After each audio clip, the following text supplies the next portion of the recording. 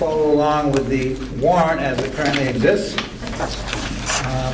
There will be a further hearing on the bond issue, which is a separate hearing, on the 17th, Mark? Yes.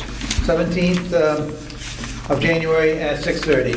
So please give us your undivided attention for that as well, whether you're here in the building or on your television or other electronic implement. The first article, as it has to be, involves the proposed bonds or notes for the CTE area, which is primarily the old vocational area, the old technology area. It now has a new name called the CTE area.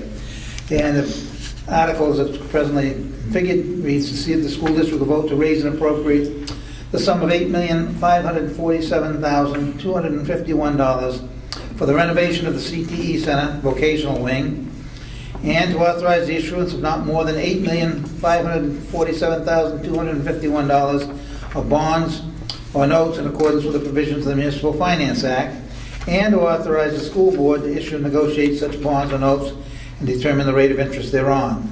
The school board recommends this article. It requires a 3/5 or 60% vote, positive vote by the district voters. Here to present some information on this article are the architect, Chris Solomon from Delia and Seaman and Delia, sorry. John Francis, who is our facilities director, and Dan Rosner, who is the business director at the SAU office. So I don't know what your pleasure is, but somebody could get it started. And Chris, if you want to do that, that'd be great.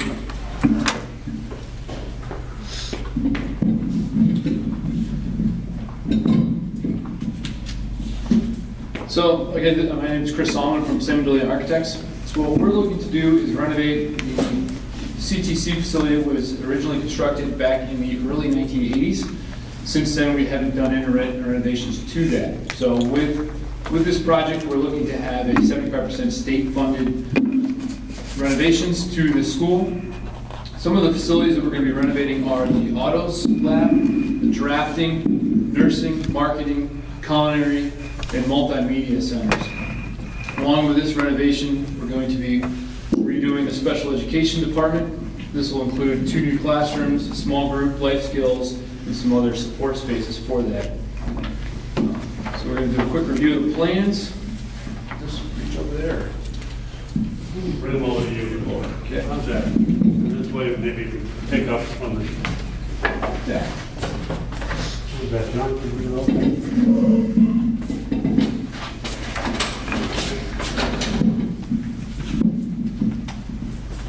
So with this project, we tried to look at. Mr. President, I think we want the cameras to be able to see it. Put that right in front. That'll be the first one. So with this renovation, we're not adding any square footage to the school. We're going to be reusing all of the existing facilities in the school, reworking some of the layouts. So with that, downstairs, we have the automotive center. This is currently the existing location of the automotive center. We're expanding the center to include a new automotive lab, as well as a classroom which is directly attached to the lab to offer some more learning opportunities within that space. Moving over on the first floor, we have a new program to the school, which will be the digital media. With that, we have a new computer lab, classroom space, as well as a digital studio where they're going to be doing some video and other types of digital media. Along with that, on the first floor, we have the health occupations in their classroom as well, which will be the nursing suite within the school. Moving upstairs to the first floor. Again, this is the current CTC center right now. We're going to be renovating this. We have an existing trauma wall, which was built in the 1980s, which is failing. So we're going to be replacing that with a new high energy efficient wall, as well as renovating the culinary center with new equipment, as well as relaying it out to provide classroom space as well as kitchen space adjacent, and then the dining room within that space. And then the marketing department, we're going to be renovating the marketing department and the school store, which will be adjacent to the front of the building. and then reworking some of the gym storage, as well as adding a new stair tower to the back of the school, which is necessary for code reasons to provide egress out of the school. With this renovation, we're bringing everything up to current code, energy code, as well as accessibility, fire code, so that we're ready to go for the next 30 years. Moving up to the second floor, this is where we're having the drafting lab, which we have a computer lab as well as kind of a more formal lab where you'd actually do some hardline drafting, learn that trade. And up in this space, we're also renovating the special education department with some new classrooms. And then throughout this, we've scattered administration suites and offices to provide oversight throughout the school, so there really isn't any locations within the school where there's students where there isn't somebody from the administration overseeing these direct hallways. And then down a ways, we're reworking an existing computer lab to accommodate some of the moves to be a new art and media lab. So this is kind of the overview of the renovations. The majority of the renovations are going to be taking place in the CTC Center, which was originally built back in the 1980s. We're just going to be refreshing and rehabbing that portion of the building with that 75% state-funded renovation dollars. That's kind of an overview of the plans. Chris, we have, of course, the school board that you've presented several times to us. We've gone through these plans. Could you tell the district voters what the impact of this construction is going to be on the school? Your start dates, how you're able to work around the classrooms, and yeah. So we're looking at this coming March. We're going to have a successful bond vote.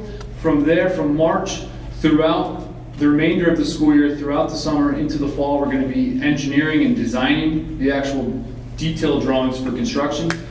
We'll be getting into additional pricing. And then starting next year, spring break, we're going to come in and do a quick, call it the Summer Slammer renovation. So we're going to come in and do all of these renovations in kind of a fast track process where we're going to limit the disruption to a couple of months rather than prolonging it and having a renovations this coming summer, shutting it down, and then coming back next summer and doing another renovation. We looked at, that adds cost to the project and also adds disruption through 2 school years rather than just 1. So we're going to be able to meet with the teachers this summer and have them plan out their curriculum for the next year so that all of the lab classes can take place early in the fall and into the winter. And then we'll shut down the labs, they'll go into the classrooms, into the classroom portion of their teaching, and we'll jump into the labs and have them completely renovated and reopened for the following school year. So it'll be April, May, June, July, and August of next year that we're going to do the renovations. Okay. Anyone else on the board have any questions of Chris? No, thank you. John, do you have anything to add? No. Okay. This project qualifies for what's called state aid, but it's actually federal aid. We will have information in our booklet that we put out every year that says that although the total cost is $8,547,000, we expect to receive $5,371,257 toward the financing of this project from the state. The rest of it is our 1/4 share of the parts of the project that qualify for the aid, plus the full cost of some parts of the project that do not qualify but are desperately in need of being done. Dan, do you want to have any comment on the finances related to this? Sure, I'd be happy to. Okay. Just going to pass out a quick... This is Dan Rosner, our business administrator. Thank you.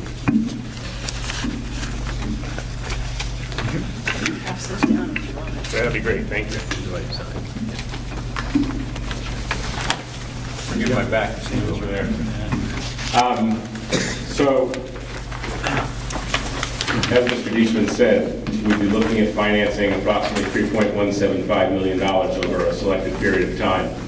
And our goal tonight is to really portray how that would affect total cost and tax rates. What you've got handed out to you now is 3 sheets of paper, all of which are 3 different scenarios. which we selected for potential, meaning financing this project portion that we're paying for locally over either 5, 7, or 10 years. And the variable rates that are projected currently by the New Hampshire Municipal Bond Bank would be a 2% interest rate if we went for 5 years or 7 years, 2.5% if we went for 10 years.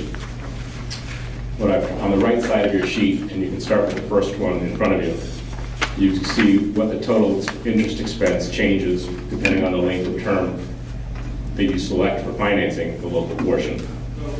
What the sheets demonstrate is that, so the first sheet goes with the potential for paying off the term debt in 5 years, which would mean a first-year principal and interest payment of approximately $690,000. And you can see based on the current year's valuations in the lower left-hand portion of that front sheet, what that does to the tax rate of each town member of the Pemmy Baker District. And that number, that $692,000 number, we found on the right side of the sheet under the long-term debt schedule. What the second and third sheets do is take that same number of the total principal and interest payment, depending on the length of the debt selected, and cascade it through the tax rate based on the current year's valuation rates. And the intent of this data is to show you that choosing a longer term or a shorter term really has two significant impacts. Number one, it impacts the total interest expense you're going to pay above the principal over the life of the project. That's the total interest expense that's highlighted on the right side of each sheet. As you can see, the total interest expense goes up as the term of your debt goes up 10 years. But on the other hand, having a longer term is a less of an impact on the tax rate. So it's really your decision whether you want to pay it off quickly, save money on interest, and have a greater impact on the tax rate, or pay it over a longer period of time, pay more interest in total, but minimize the impact on the tax rate. That's really the board's decision to make. And we selected these three terms in 5, 7, or 10 years for demonstrative purposes, but certainly we could explore other options if that were your pleasure. I think it's really key to focus on the fact that we're talking about over $5 million in state aid for this work that is really needed by the building, and we're really left with a much smaller number that we have to pay over time, whatever time we choose. Thank you. Anyone have any questions of Dan? No, thank you. We'll have a fuller development of these thoughts and proposals, as I say, at the bond hearing on the 17th. Board, in the meantime, will be looking at the various recommendations of Dan and his staff with respect to the number of years and the rates to try and come up with an answer. Hopefully, at the time of the bond hearing, but if not, we'll make it as soon as we can after that. Obviously, the rates could change. I don't know whether there's any guarantee on these rates through March at the time of our vote, but I would think they would hold that long. I did speak with the Municipal Bond Bank. They provided some of the projections that this data was based on. They're very confident that these numbers would hold through. If the vote carried this coming cycle, we could lock in these rates. They can't guarantee it in writing because the bond market changes daily, obviously. But they're very confident these are secure numbers through this current cycle. Well, thank you very much. Anything else on this issue of the bond vote? If not, we will turn to the warrant and take up Article 2.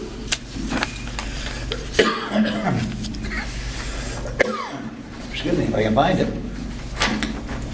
Article 2, negotiate and execute tuition contracts. This is the yearly vote that we have to enter into agreements with usually sending districts who wish to have their kids educated at Plymouth, and we come up with actually the state comes up with a tuition rate, and that's what we charge, and we do it as long as it doesn't have any negative impact on our students or the school. Article 3, authorize special education borrowing. This is a yearly vote authorizing us to borrow $100,000. Excuse me. And We do this in circumstances in which we have a student arrive after we've made all our plans for next year, and we are hit with a tuition payment or a similar cost to house the student in-house, and we need money to pay for one-on-one aid or whatever the IEP suggests. Excuse me. And so that's a special warrant article, and we can't spend the money on anything else. Any questions from anybody on that? If not, the contingency fund, we have this every year to handle situations that we can't anticipate 18 months ahead of time, and we've asked to have a sum of $1,000 put aside for that amount, for that project, or series of projects or whatever. We don't very often use the money, but we have on occasion had to. Article 5, to see if the school district will vote to approve the cost items included in the collective bargaining agreement reached between the school board and the Plymouth Regional Education Association, which calls for the following increases in salaries and benefits. Year 1, estimated increase $112,000. Year 2, estimated increase $112,000. Year 3, 113, almost $114,000, and year 4, 115, almost $16,000. And further, to raise and appropriate the sum of $112,162 for the 2007-18 fiscal year, such sum representing the additional costs attributable to the increase in salaries and benefits over those of the appropriation at current staffing levels in accordance with the most recent collective bargaining agreement. School board recommends this article, majority vote required. You will be no doubt surprised that we were able to negotiate a 4-year contract this year. Your negotiating team was very enthused about that because it's no pleasurable experience to have to go in every year and negotiate contracts. So this is the term, this is the contents of the agreement that we've come to with the teachers, and it's been signed off on by the school board unanimously and by the teachers bargaining unit from union. I've told you that the length of the contract is 4 years. The salary we've just gone over. It's going to be accomplished by giving 1.612% raises for those who are at the top of the step, top of the salary schedule. And over the course of the 4 years, it will create 2 new steps, ending up at 3.25%. This is down from our current steps, which are at 4.8%. We've slowly started to reduce that. We got 2 last year, and we're going to do more with this contract. Medical will continue on as is. The teachers will be responsible for any costs associated with the excise tax. That's known as the Cadillac tax. As you know, under Obamacare, if you have a program of medical insurance for your staff that is too good, they want to tax you for it. We haven't reached that point yet, but we aren't far off. And so if we had that tax imposed on us, the teachers would be responsible for the costs associated with that tax. Not likely to occur, but Dan's shaking his head over there as if I'm misstating this. But in any event, the district shall provide for the ABSOS 20 insurance plan, and any teacher hired after June 30th, 2017 will only be eligible to choose the BCT 20 plan, the MTB 20 plan, or the ABSOS plan, 20 plan. Please call Sam Brickley if you want any explanation of those. Otherwise, they will continue on at the current rate. Anything you want to add on that, Sam? No, I think you're doing a fine job, Ross. Okay, thank you. Retirement stipend. The date for notifying us that you're seeking retirement in the next calendar, the next collective bargaining year is December 1st. We're changing that to November 1st so that we can better plan. Appendix B, co-curricular compensation. We've made some changes with respect to the head volleyball coach, the math team advisor, the quiz bowl team assistant coach, the Granite State Challenge coach, football cheerleaders, and who also does homecoming, basketball cheerleader to coach of basketball cheerleaders, and I guess it's just a change in name, moved to category F, sorry. Tech directors, which have been contractual services, are now going to be in the collective bargaining agreement. And Article 19, we've got some minor changes in misspellings and other kinds of things. We have some sidebar committees. The teachers wanted to talk about the dilemma that's faced by them if they wish to retire before age 65, when they would be eligible for Medicare, as all of us are, and wanted us to consider creating a plan in which we would, I think in their view, fund the full cost of it for 5 years. And then we agreed that we would form a committee to do that with 3 members from the board and 3 members from the association. We indicated that we need more flexibility in scheduling, and to that end, we agreed with them to appoint a committee to study the daily schedule for students and for teachers. They will report back their findings to negotiation teams by October 15th, 2018. Then it will come to the full board and the association for a vote. The staff evaluation, we don't think is consistent with state law, and so they've agreed to a committee to look at that issue as well. That was the terms of the agreement, and there's a salary schedule attached to the agreement, which is consistent with the agreement, and we signed it. Any questions from the board members? Anyone in the audience? Okay.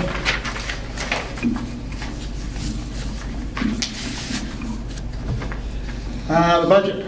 Let me get some water.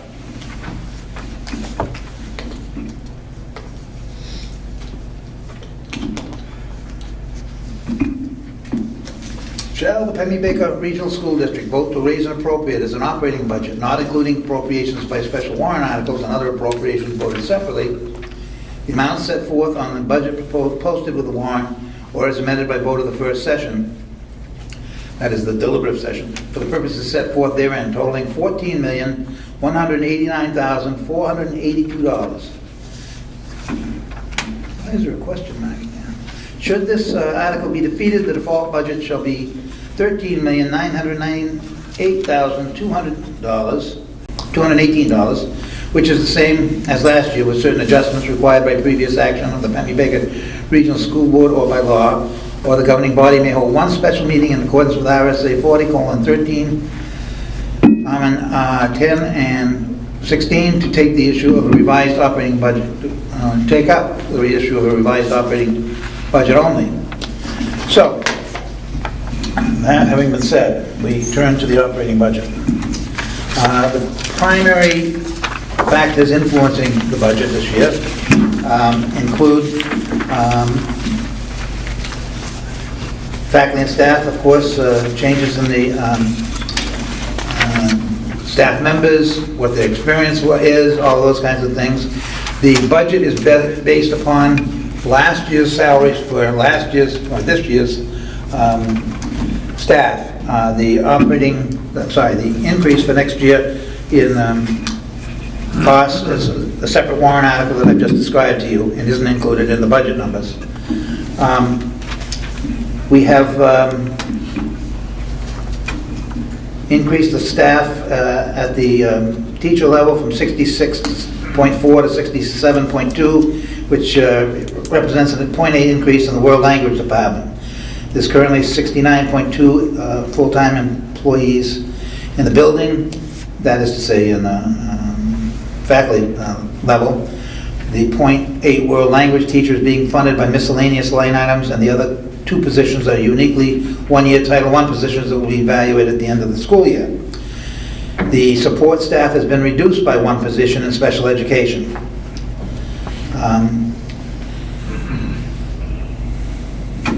We had an increase in math textbooks, one-time purchase, which is good for 6 years, of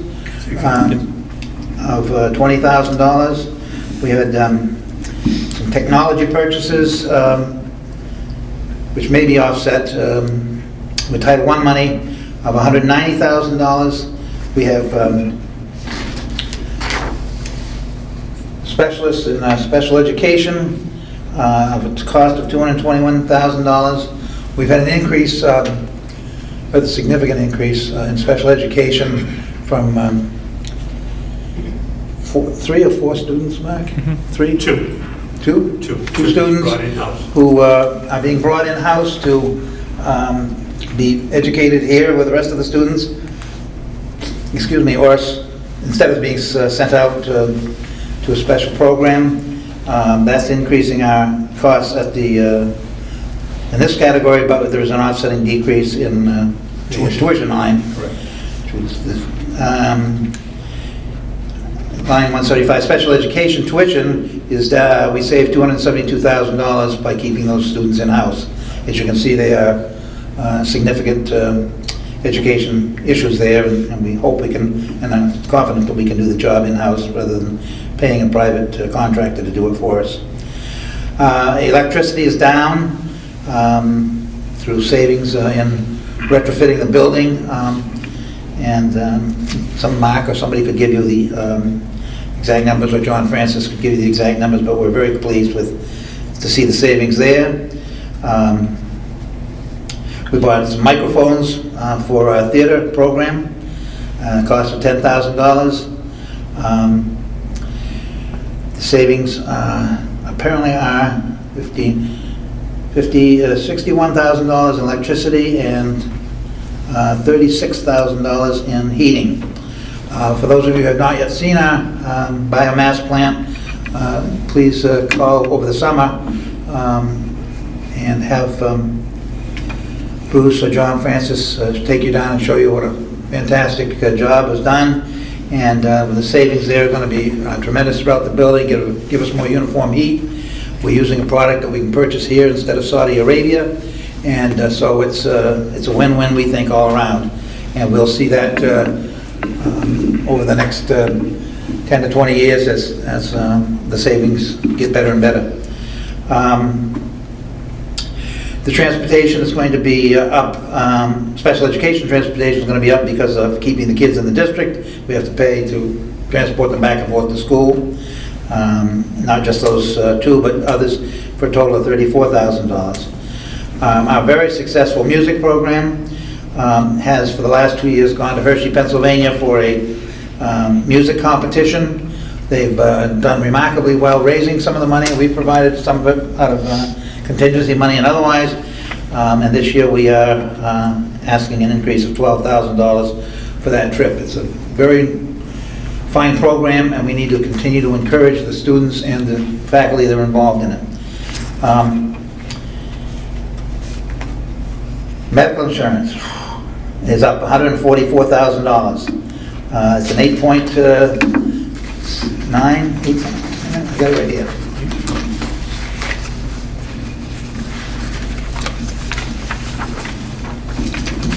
$8.1. 8.1%, thank you. Increase this year. Our annual increases over not quite the length of the existence of this school, have run about 8.75, so we're consistent with that. The pool we belong to has been around 8.69 annually.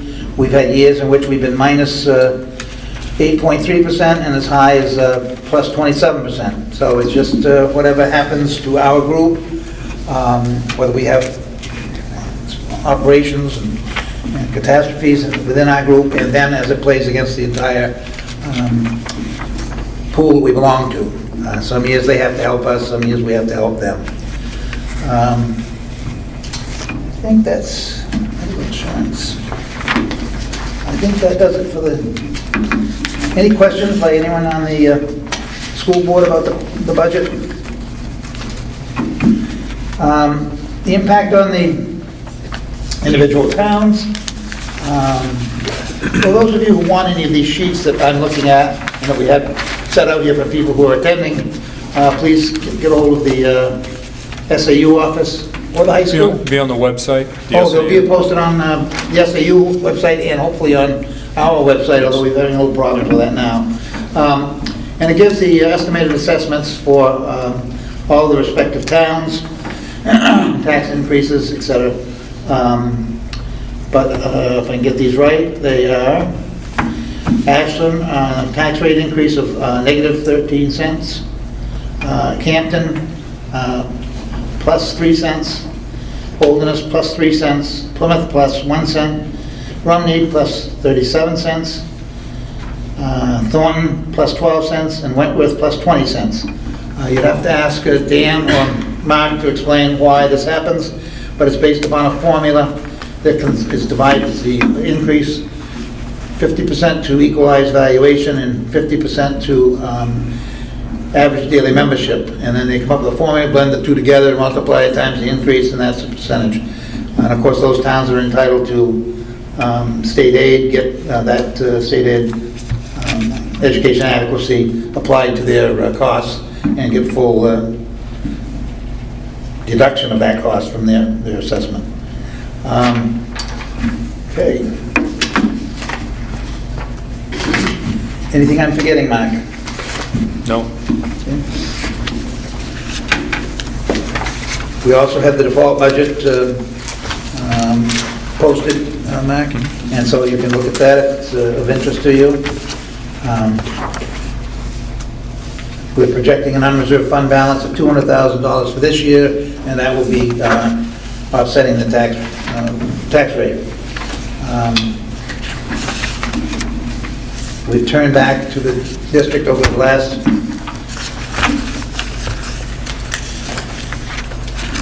26 years? 26 years.